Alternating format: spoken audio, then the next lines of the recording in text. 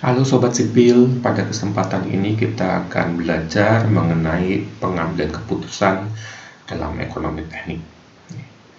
Di video ini kita akan membahas dulu mengenai analisis pengambilan keputusan, analisis ekonomi teknik, proses pengambilan keputusan, dan kombinasi alternatif.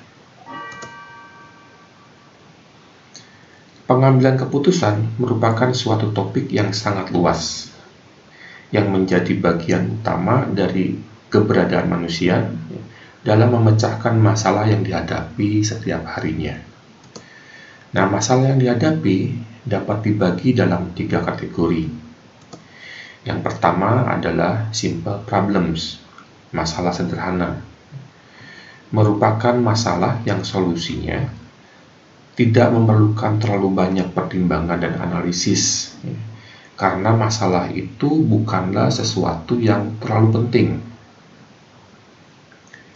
Yang kedua adalah intermediate problems. Ini merupakan masalah yang solusinya itu memerlukan pertimbangan dan analisis dari suatu bidang ilmu tertentu. Dan yang ketiga adalah complex problems. Ini merupakan masalah yang rumit, yang solusinya itu memerlukan pertimbangan dan analisis dari lebih dari satu bidang ilmu, bisa memerlukan berbagai bidang ilmu untuk membantu melakukan analisisnya. Analisis pengambilan keputusan dapat dilakukan dengan 2 cara, yaitu yang pertama adalah analisis kualitatif dan yang kedua adalah analisis kuantitatif. Analisis kualitatif dilakukan berdasarkan pertimbangan dan pengalaman manajemen. Analisis tersebut biasanya dilakukan jika masalah yang dihadapi itu relatif sederhana dan pengambil keputusan itu memiliki pengalaman akan masalah yang sejenis. Nah, jika masalah yang dihadapi lebih rumit dan pengambil keputusan belum memiliki pengalaman, maka analisis kuantitatif itu patut dipertimbangkan untuk digunakan dalam melakukan analisis pengambilan keputusan. Nah, analisis kualitatif ini lebih bersifat seni daripada ilmu. Kemampuan melakukan analisis kualitatif itu melekat pada diri pengambil keputusan dan biasanya akan meningkat seiring dengan bertambahnya pengalaman dari orang yang mempunyai kewenangan sebagai pengambil keputusan. Nah, ketajaman dalam analisis pengambilan keputusan dapat ditingkatkan dengan mempelajari dan memahami berbagai metode analisis kuantitatif secara lebih dalam. Pengambil keputusan yang dapat memadukan analisis kualitatif dan kuantitatif secara baik itu akan memiliki keuntungan saat membandingkan dan mengevaluasi berbagai alternatif untuk memperoleh keputusan terbaik. Nah, kita masuk ke ekonomi teknik. Ekonomi teknik adalah salah satu alat analisis pengambilan keputusan kuantitatif yang menitik beratkan pada aspek ekonomi dalam bidang teknik, yang terdiri dari evaluasi sistematis terhadap manfaat dan biaya dari usulan-usulan proyek alternatif yang melibatkan rancangan dan analisis teknik untuk menentukan apakah proyek yang diusulkan layak dilaksanakan atau tidak. Nah, masalah yang dapat dipecahkan dalam ekonomi teknik ini adalah masalah yang termasuk dalam kategori intermediate problems yang memerlukan bantuan satu disiplin ilmu untuk menyelesaikannya. Nah, masalah ini menyangkut masalah ekonomi yang tidak dapat langsung dipecahkan, tetapi memerlukan analisis yang lebih jauh. Nah, dalam analisis ekonomi teknik, aspek ekonomi merupakan komponen utama dalam pengambilan keputusan. Meskipun mungkin saja ada banyak aspek lain dalam masalah tersebut sebelumnya, ya, tetapi aspek ekonomi memegang peranan yang dominan untuk menghasilkan keputusan yang terbaik. Analisis ekonomi teknik ini menyediakan informasi mengenai bagaimana memberikan pertimbangan terhadap keputusan-keputusan saat ini yang berkaitan dengan pengoperasian suatu organisasi di masa depan. Nah, pengambilan keputusan itu dapat dilakukan tanpa disengaja. Kita nggak sadar bahwa kita sedang melakukan pengambilan keputusan. Untuk berada pada situasi pengambilan keputusan, minimal itu harus ada lebih dari satu alternatif yang muncul.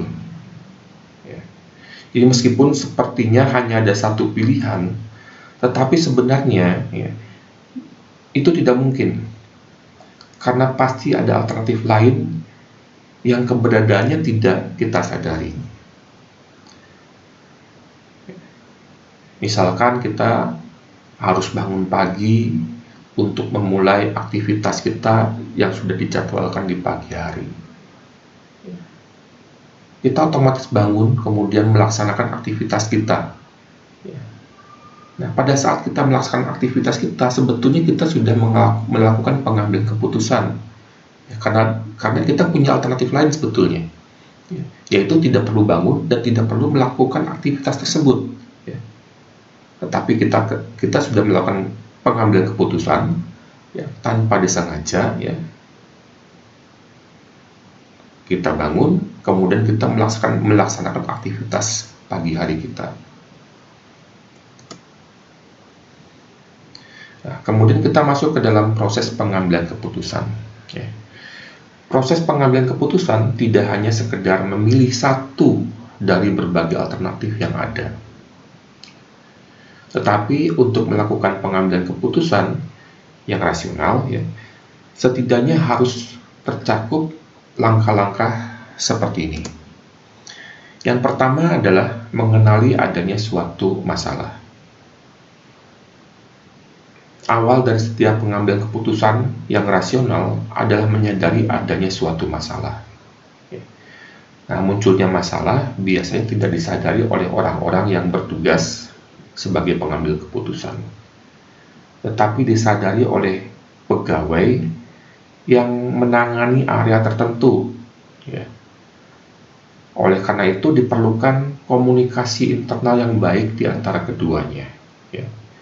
Nah, masalah ini harus bisa dimengerti dengan baik dan dinyatakan secara eksplisit sebelum mengambil langkah selanjutnya. Yang kedua adalah mendefinisikan tujuan. Masalah adalah suatu situasi yang menyebabkan tidak tercapainya suatu tujuan yang telah ditetapkan sebelumnya. Nah, tujuan di sini tidak harus luas, tidak harus sangat menyeluruh, tetapi boleh saja sangat sempit dan spesifik. Hal itu dikarenakan mendefinisikan tujuan adalah suatu pendeskripsian tugas secara tepat.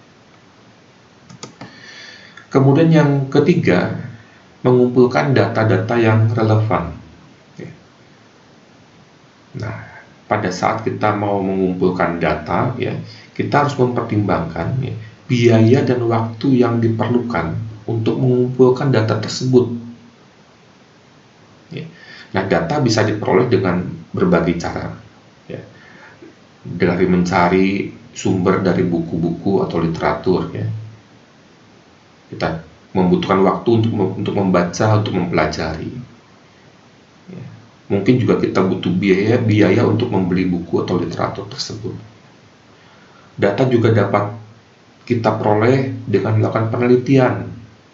Nah, ini juga sama, membutuhkan biaya, membutuhkan waktu untuk mendapatkan data. Yang mungkin saja biayanya tidak sedikit, waktunya juga membutuhkan waktu yang panjang.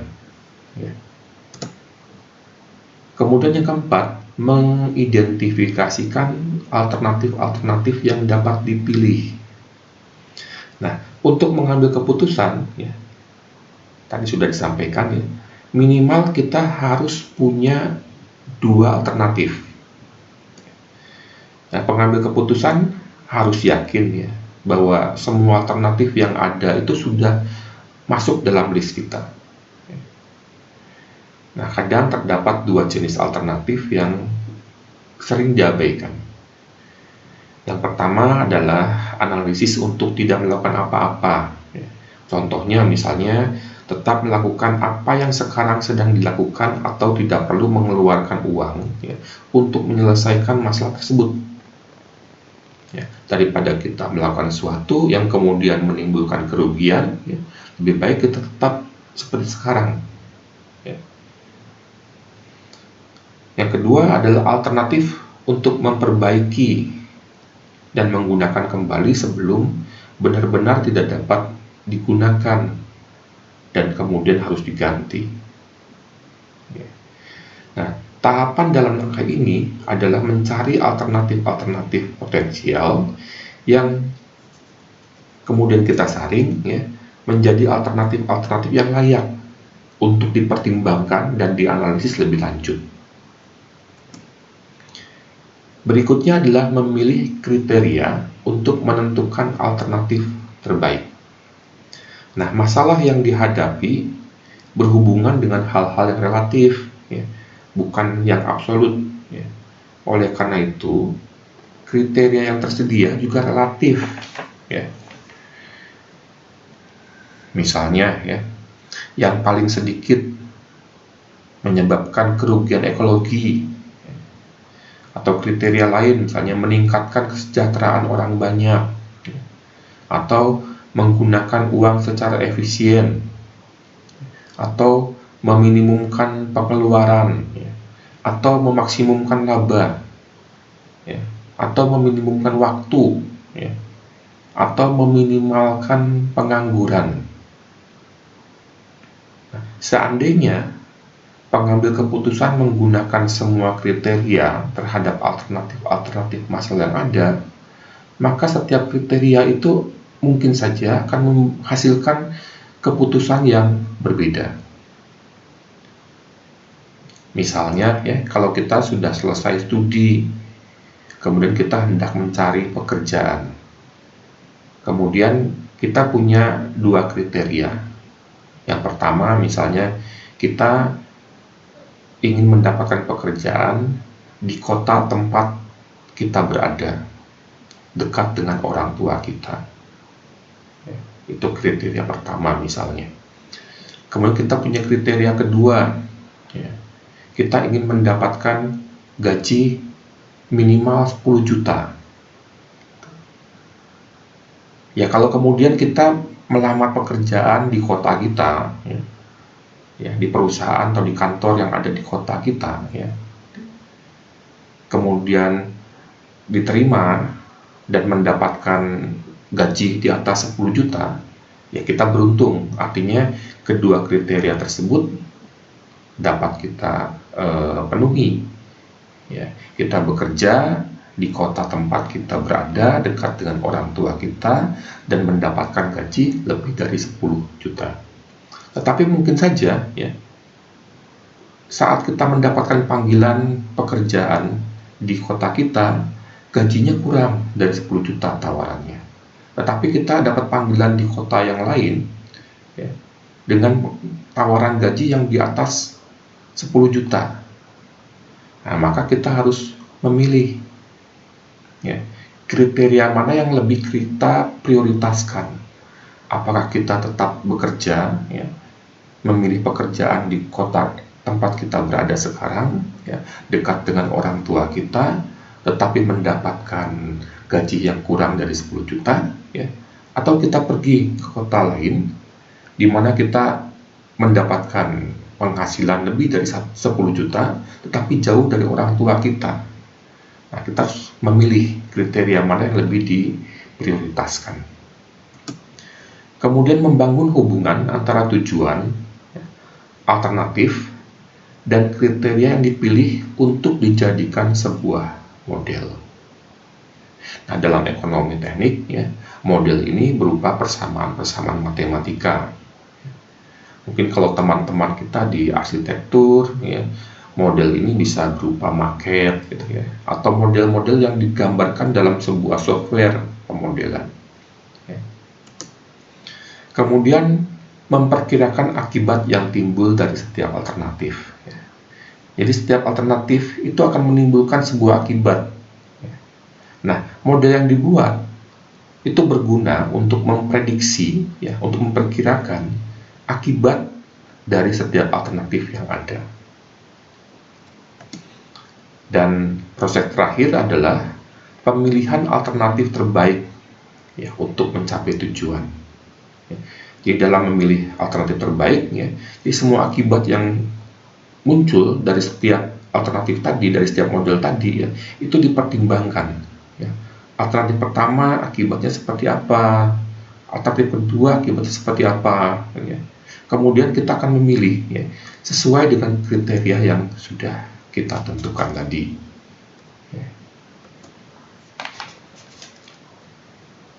Nah, tahap berikutnya masuk dalam pemecahan masalah. Jadi kalau kita baru sampai pada tahap memilih alternatif, itu belum akan memecahkan masalah. Kita baru memilih, belum melaksanakannya, belum menerapkannya. Untuk bisa memecahkan masalah, alternatif yang telah kita pilih itu harus dilaksanakan, harus diterapkan. Baru kita mempunyai kesempatan untuk memecahkan masalah. Dan pada saat kita sudah menerapkan dan melaksanakan pilihan kita, bisa saja hasilnya itu tidak sesuai dengan yang kita inginkan. Berarti ada masalah lagi, ada masalah baru. Kembali lagi pada proses awal dari pengambilan keputusan. Nah, oleh karena itu diperlukan evaluasi untuk melihat hasil dari pengambilan keputusan, apakah sesuai dengan tujuan yang diinginkan atau tidak. Dan kemudian ini adalah bagian terakhir dari topik bahasan kita pada video ini, yaitu kombinasi alternatif. Alternatif yang akan dianalisis itu dapat dikelompokkan dalam 3 kategori.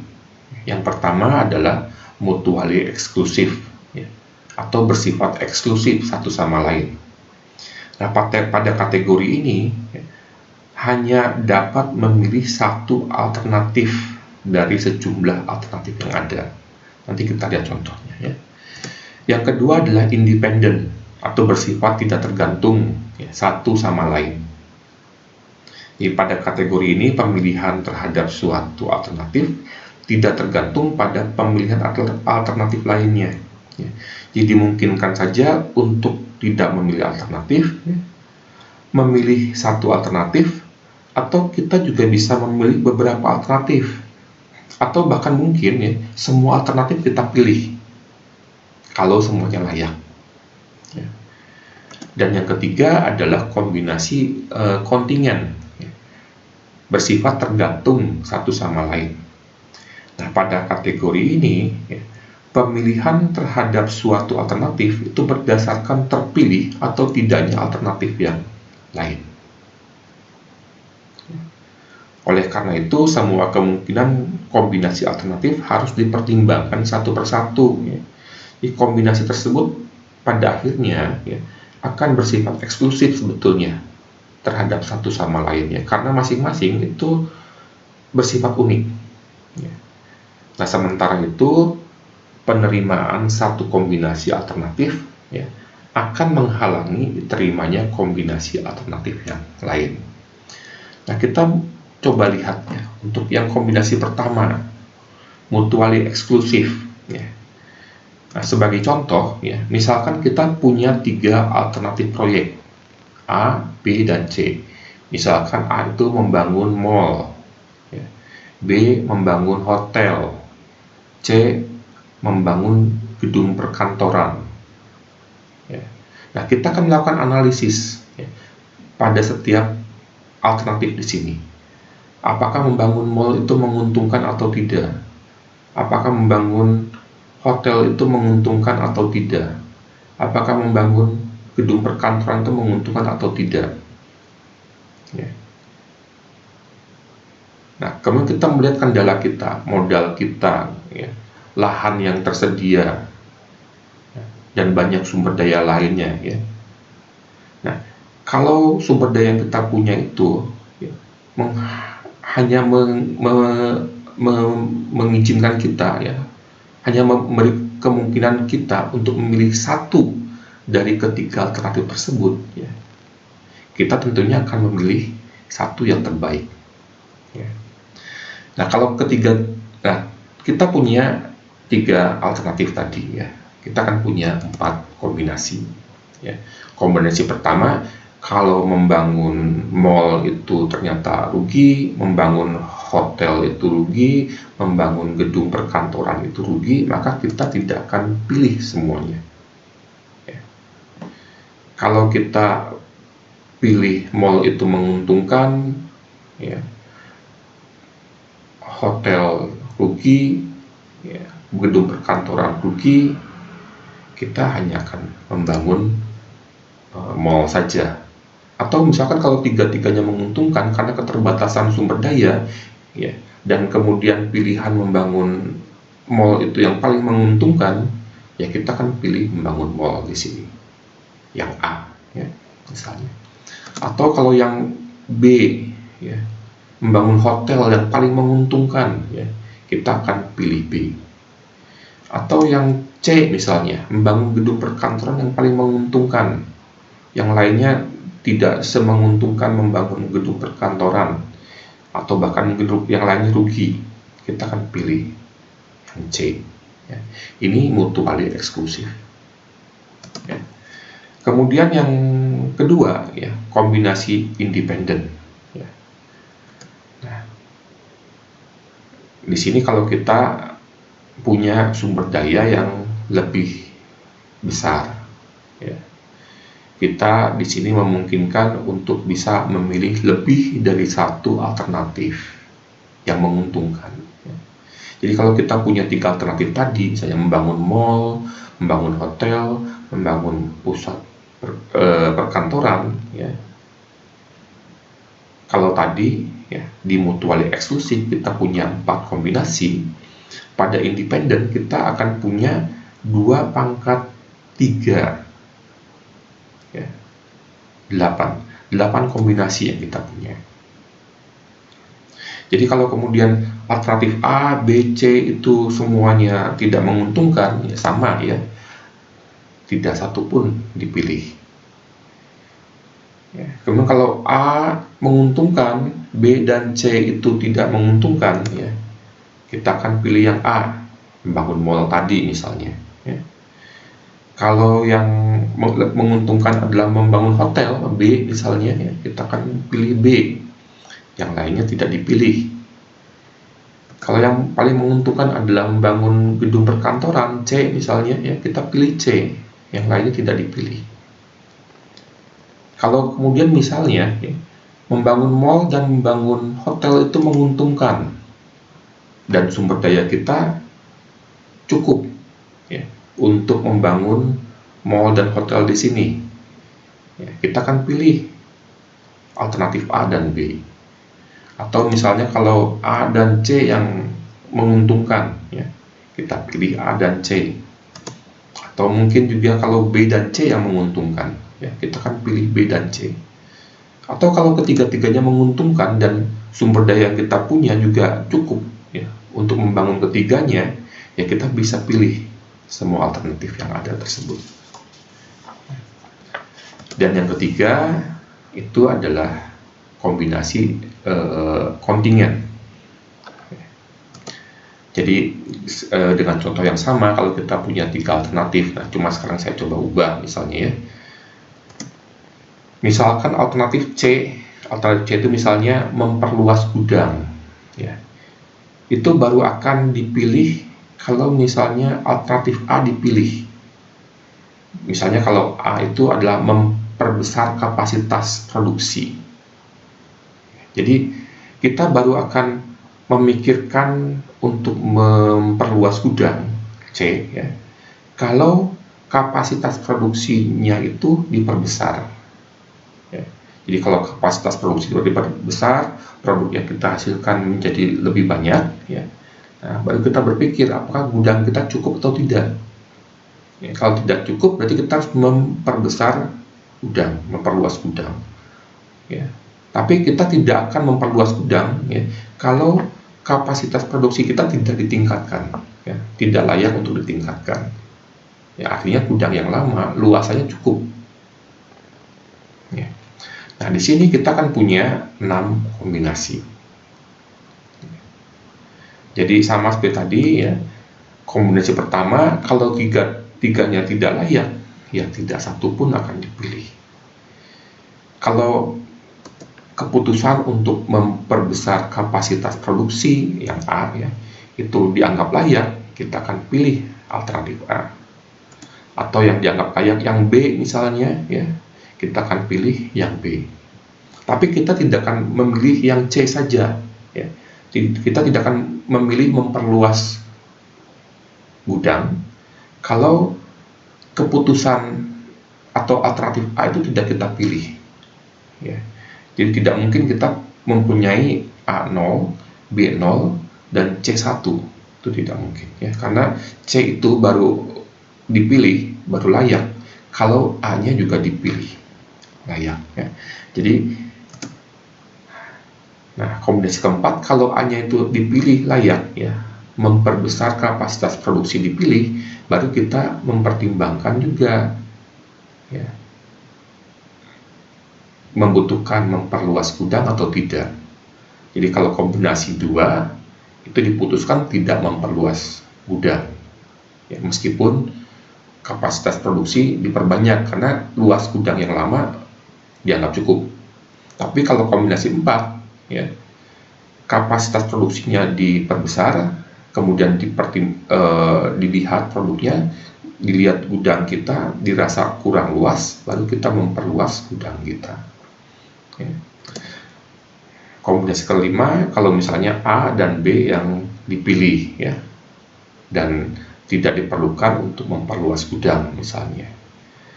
Dan yang keenam, kalau ketiga alternatif yang ada tersebut dianggap layak dan harus dilaksanakan, dan kita mempunyai sumber daya yang cukup, ya, untuk melaksanakan ketiganya.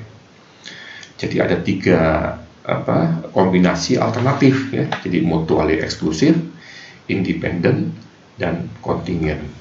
Nah, tinggal kita nanti bisa menentukan, ya, kombinasi mana yang akan kita pilih kalau kita sudah melakukan analisis pada setiap kombinasi yang ada.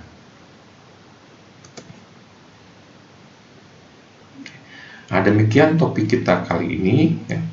Semoga bermanfaat untuk semua sobat sipil. Apabila ada komentar atau pertanyaan, silakan isi kolom komentar di bawah ini, ya. Terima kasih dan salam sobat sipil.